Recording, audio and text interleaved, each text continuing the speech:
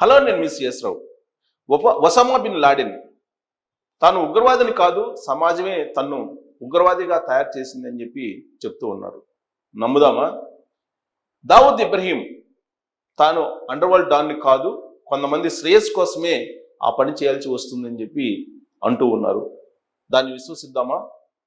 Kim ఉత్తర Korea అధ్యక్షుడు దేశం కోసమే డిక్టేటర్గా వ్యవహరిస్తున్నానని చెప్పి చెప్తున్నారు. అది కరెక్టేనా?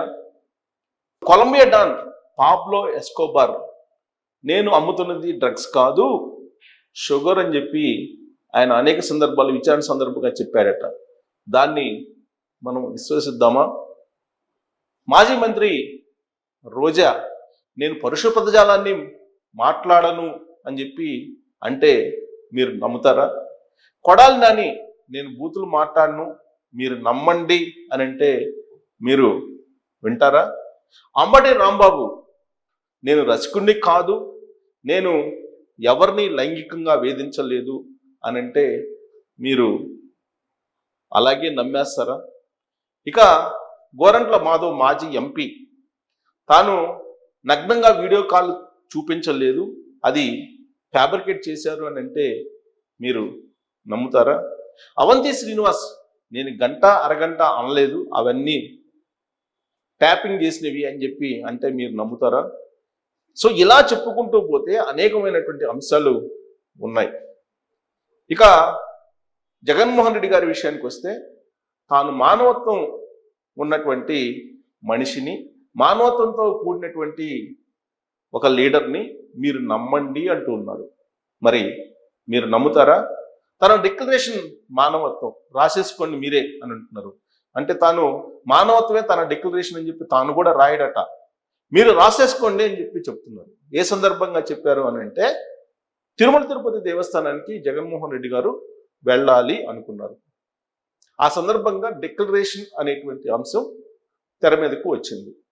హిందూ సాంప్రదాయం ప్రకారం ఎవరైనా సరే ఆగమ శాస్త్రం ప్రకారం అన్యమతస్తులు కనుక తిరుమలకు అడుగు పెడితే డిక్లరేషన్ ఇచ్చి దర్శనానికి వెళ్ళాలి అనేది ఉంది. కానీ తాను డిక్లరేషన్ ఇచ్చేది ఏంది? గతంలో నేను అనేక సార్లు తిరుమల దర్శనానికి వెళ్ళాను, ఇప్పుడు కొత్తగా డిక్లరేషన్ ఇవ్వమంటావు ఏంటి? అసలు లౌకిక రాజ్యంలో భారతదేశంలో అన్ని మతాలు ఒకటే, సర్వమత సమానత్వం అనేది ఉంది. ఇలాంటి దేశంలో మీరు నన్నే డిక్లరేషన్ అడుగుతారా? నా డిక్లరేషన్ మానవత్వం రాసుకోండి అని చెప్పి అంటున్నారు జగన్మోహన్ రెడ్డి గారు. సో ఆయన డిక్లరేషన్ ఇవ్వనని చెప్పి చెప్పేశారు. దాని అర్థం ఏంటి? డిక్లరేషన్ ఇస్తేనేమో ఉన్నటువంటి క్రిస్టియన్ ఓట్ బ్యాంకు పోతుంది అనేటువంటి భయం. ఒకవేళ ఇవ్వకపోతేనేమో తిరుమల వెంకటేశ్వర స్వామి మీద ఆయనకి నమ్మకం లేదు అనేటువంటి అభిప్రాయం కలుగుతుంది. జగన్మోహన్ రెడ్డి హిందూ సాంప్రదాయాన్ని పాటిస్తూ ఉన్నాను, 4 గోడల మధ్య బైబిల్ చదువుతున్నాను, అలాగే ముస్లింలకు సంబంధించినటువంటి సాంప్రదాయాల్ని నేను గౌరవిస్తాను అని చెప్పి చెప్తూ ఉన్నారు. భారతదేశం అనేది భిన్నత్వంలో ఏకత్వం. ప్రతి మతానికి సంబంధించినటువంటి వాళ్ళు వాళ్ళ మతాన్ని గౌరవించుకుంటూనే మిగిలినటువంటి మతాలను కూడా గౌరవిస్తూ ఉంటారు. చంద్రబాబు నాయుడు గారు ఒకవేళ క్రిస్టియన్ కానప్పటికీ కూడా ఆయన ప్రార్థనా మందిరాలకు వెళ్ళినప్పుడు లేదా చర్చలకు వెళ్ళినప్పుడు అక్కడ సాంప్రదాయాల్ని పాటిస్తూ ఉంటారు. మసీదులకు వెళ్ళినప్పుడు అక్కడ ఉండేటువంటి సాంప్రదాయాన్ని పాటిస్తూ ఉంటారు. మరి జగన్మోహన్ రెడ్డి విషయానికి వచ్చేటప్పటికి జగన్మోహన్ రెడ్డి గారు ఎందుకు పాటించరు అనేది ఒక పెద్ద ప్రశ్న. జగన్మోహన్ రెడ్డి గారికి ఒక్కరికే మినహాయింపు ఉండాలా అనేటువంటి ఒక ప్రశ్న ఇప్పుడు చర్చనీయాంశంగా మారింది. ఏ లీడర్ అయినా సరే, ఈవెన్ సోనియా గాంధీ గారు కానీ లేదా అబ్దుల్ కలాం గారు కానీ తిరుమలలో దర్శనానికి వెళ్ళేటప్పుడు డిక్లరేషన్ ఇచ్చి వెళ్ళారు. జగన్మోహన్ రెడ్డి గారు అలాగే ఆయన తండ్రి రాజశేఖర్ రెడ్డి గారు ఇద్దరు డిక్లరేషన్ ఇవ్వకుండా తిరుమల దర్శనానికి వెళ్ళారు. ఎప్పుడు వెళ్ళారు అని అంటే అధికారం వాళ్ళ చేతుల్లో ఉంది కాబట్టి ఆ డిక్లరేషన్ అవసరం లేకుండా నేరుగా తిరుమల దర్శనానికి వెళ్ళారు. దాని ఫలితంగానే ఏం జరిగింది అనేది హిందూ సమాజం లేదా హిందువుల్లో ఉండేటువంటి మఠాధిపతులు, పీఠాధిపతులు లేదా ఇతర పార్టీలకు సంబంధించిన నాయకులు ఏం జరిగింది రాజశేఖర రెడ్డికి అనేది అనేక సందర్భాల్లో వాళ్ళు ప్రస్తావిస్తున్నారు, గుర్తు చేస్తున్నారు కూడా. సో జగన్మోహన్ రెడ్డి ఆ విషయాన్ని ఎరిగి ఆగమ శాస్త్రానికి అనుగుణంగా నడుచుకోవాలని చెప్పి చెప్తూ ఉన్నారు. తిరుమల కొండ మీదకి జగన్మోహన్ రెడ్డి రాకూడదు అని చెప్పేసి ఎక్కడా కూడా నిబంధనలు పెట్టలేదు, నిషేధాజ్ఞలను విధించలేదు. జగన్మోహన్ రెడ్డి గారు తిరుమలకు వస్తున్నాను దర్శనానికి అని చెప్పి ప్రకటించారు. అంతేకాదు రాష్ట్ర వ్యాప్తంగా శనివారం రోజు అన్ని దేవాలయాల్లో పూజలకు రెడీ కండి, పూజలు చేయండి అని చెప్పి ఆయన పిలుపునిచ్చారు.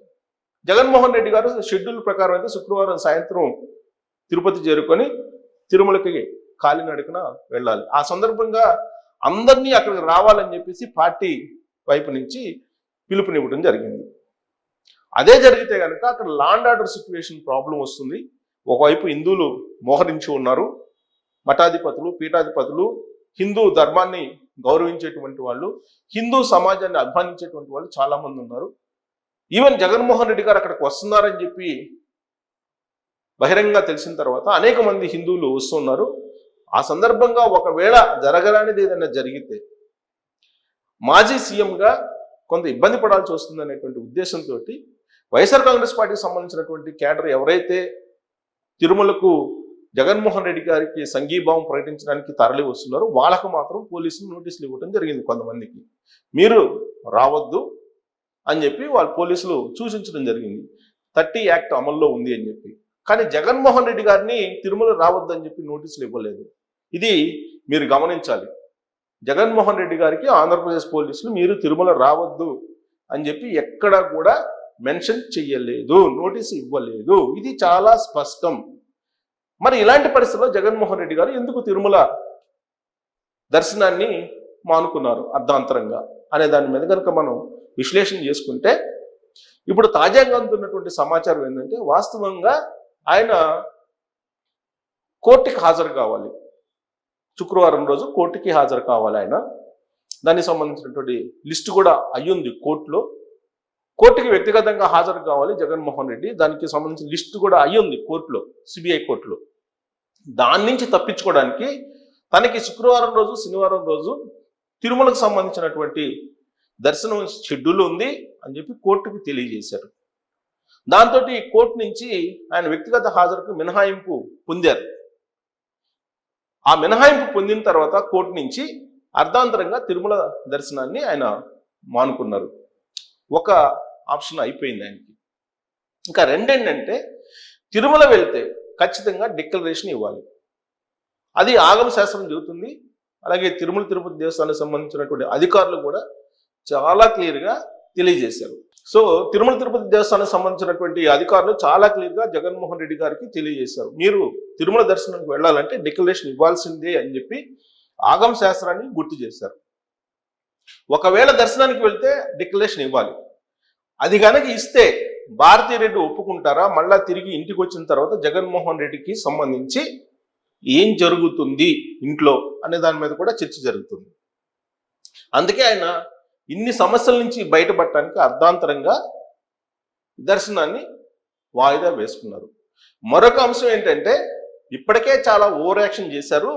ఇక ఓవర్ యాక్షన్ ఆపండి అని చెప్పి ఢిల్లీ నుంచి కొంతమంది పెద్దలు వార్నింగ్ ఇచ్చారు జగన్మోహన్ రెడ్డికి అనేది కూడా ఒకటి వినిపిస్తుంది. ఈ మధ్యకాలంలో ఆయన చేసినటువంటి పని ఏంటంటే 8 పేజీల లెటర్ని పిఎంఓ ఆఫీస్కి పంపించారు. అలాగే సీజేకి కూడా పంపించారు.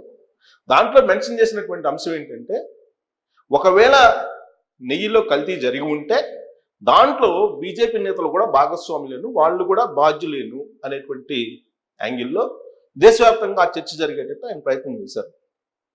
ఆ లెటర్ని సీజేకి కూడా పంపించారు. సీజే షెడ్యూల్ ప్రకారం శుక్రవారం ఆయన వస్తున్నారు చంద్రచూడ్ గారు దర్శనానికి. శనివారం బ్రేక్ దర్శనం చేసుకున్నారు, ఆయన ప్రోటోకాల్ దర్శనం చేసుకున్నారు. సేమ్ షెడ్యూల్ జగన్మోహన్ రెడ్డి గారు కూడా తయారు చేసుకున్నారు. అంటే ముందుగానే అర్ధాంతరంగా తిరుమల దర్శనాన్ని వాయిదా వేసుకునేదానికి ప్లాన్ వేశారు. కేవలం కోర్టులో వ్యక్తిగతంగా హాజరు కావాలి కాబట్టి దాని నుంచి మినహాయింపు పొందడానికి మాత్రమే ఈ షెడ్యూల్ని అనౌన్స్ చేశారు జగన్మోహన్ రెడ్డి గారు అనేది ఆయన కేసుల గురించి బాగా తెలిసినటువంటి వాళ్ళు, అలాగే సిబిఐ కోర్టులో ఉండేటువంటి వాళ్ళు చెప్తున్నటువంటి మాట. హిందూ మతాన్ని రెచ్చగొట్టేటువంటి ప్రయత్నం చేస్తున్నారు అని చెప్పి బీజేపీ వాళ్ళ మీద, ఎన్డీఏ నేతల మీద జగన్మోహన్ రెడ్డి గారు చేస్తున్నటువంటి ప్రధానమైనటువంటి ఆరోపణ. 2019 నుంచి 2024 వరకు ఆంధ్రప్రదేశ్ ప్రజలు ఇచ్చినటువంటి అధికారాన్ని ఉపయోగించుకొని ఏ విధంగా డిక్టేటర్షిప్ చేశారు, డిక్టేటర్షిప్ చేయాలనుకున్నారు అనేది ఆంధ్రప్రదేశ్లో ఉన్నటువంటి పౌరులను అడిగితే చెప్తారు మెజారిటీ. ఇప్పటికి కూడా మెజారిటీ అని నేను ఎందుకంటున్నానంటే, జగన్మోహన్ రెడ్డి గారిని ఆదరించే వాళ్ళు, అభిమానించేటువంటి వాళ్ళు కొంతమంది ఉన్నారు.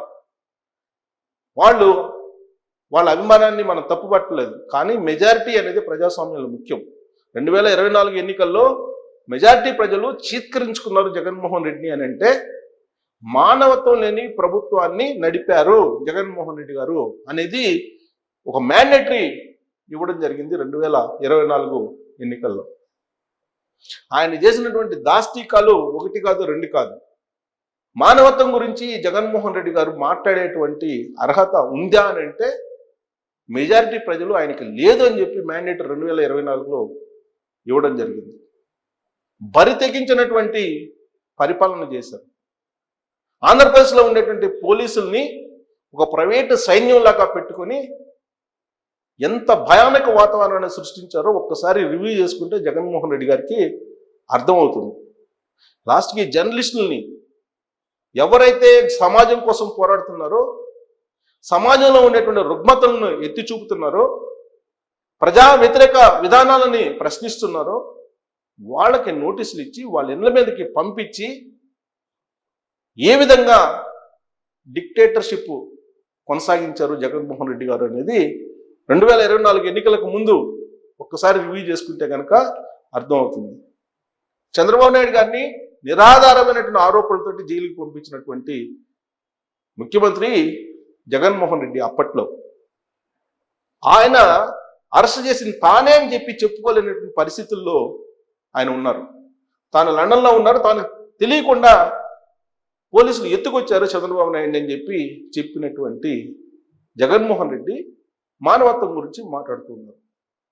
అసలు మానవత్వం అనేటువంటి పదాన్ని ఉపయోగించేటువంటి అర్హత జగన్మోహన్ రెడ్డి గారికి ఉందా అని అంటే, 2019 నుంచి 2024 వరకు ఆయన పరిపాలన కనుక తీసుకుంటే ఆయన చేసినటువంటి దాష్టీకాలు ఏవైతే ఉన్నాయో అవి కళ్ళెదురు కనిపిస్తూ ఉంటాయి. అందుకే జగన్మోహన్ రెడ్డి గారు ఎప్పుడు మానవత్వం అనే దాని గురించి మాట్లాడితే అబాస్పాలు కావడం ఖాయం అని చెప్పి చాలా మంది భావిస్తున్నటువంటి సమయం ఇది. తిరుమల వెంకన్న స్వామి విషయంలో జగన్మోహన్ రెడ్డి వ్యవహరించినటువంటి తీరు చూస్తే కనుక అనేకమైనటువంటి ఆరోపణలు ఉన్నాయి. కల్తీ నెయ్యే కాదు, కల్తీ నెయ్యితో పాటు ఆయన సతీ సమేతంగా వెళ్లాల్సినటువంటి బ్రహ్మోత్సవాలకి ఆయన ఒక్కడే వెళ్ళారు. తీర్థం ఇస్తే తీర్థం తీసుకోకుండా కింద పడేశాడు. తలంబ్రాలు వేస్తే ఆ తలంబ్రాలని, అక్షంతల్ని, ఆ అక్షంతల్ని అక్కడే దులుపుకొని ఆగమ శాసనానికి విరుద్ధంగా వ్యవహరించారనేది పండితులు చెప్తూ ఉంటారు. అసలు తిరుమల తిరుపతి దేవస్థానంలో జరిగినటువంటి అపచారాలు, అపవిత్రమైనటువంటి కార్యక్రమాలు అనేకం ఉన్నాయి. ఆ లడ్డు కల్తీలో ఏం జరిగింది అనేది పక్కన పెడితే అసలు లడ్డు యొక్క టేస్ట్ మారిందా లేదా అనేది తిరుమల వెళ్ళినటువంటి ప్రతి భక్తుడు చెప్తారు. వెంగమాంబ హాల్లో భోంచేసేటువంటి ప్రతి వాళ్ళు చెప్తారు ఆ భోజనాన్ని కూడా సరిగ్గా లేకుండా చేశారు జగన్మోహన్ రెడ్డి గారి పరిపాలనని. లాస్ట్కి గోవిందనామాలు కూడా వినపడకుండా చేసినటువంటి జగన్మోహన్ రెడ్డి గారు మత సామరస్యం గురించి మాట్లాడుతూ ఉన్నారు. అలాగే ఆయన మానవత్వం గురించి మాట్లాడుతున్నారు. ఆయన పరిపాలన మొత్తం డిక్టేటర్షిప్ అనేది రఘురామకృష్ణరాజు గారు లాంటి వాళ్ళు చెప్తారు. రఘురామకృష్ణరాజు గారు ఎంపీగా ఉన్నారు, పైగా వాళ్ళ పార్టీకి సంబంధించిన ఎంపీ అప్పట్లో. ఆయన మీద అత్యాచారం చేసింది ఆధారాలతో సహా ఉంది. అలాంటి దాష్టీకాలు చేసి మానవత్వం గురించి జగన్మోహన్ రెడ్డి గారు మాట్లాడుతూ ఉన్నారని అంటే మీరేమనుకుంటున్నారు అనేది మీ అభిప్రాయాన్ని తెలియజేయచ్చు ట్రోల్స్ రూపంలో.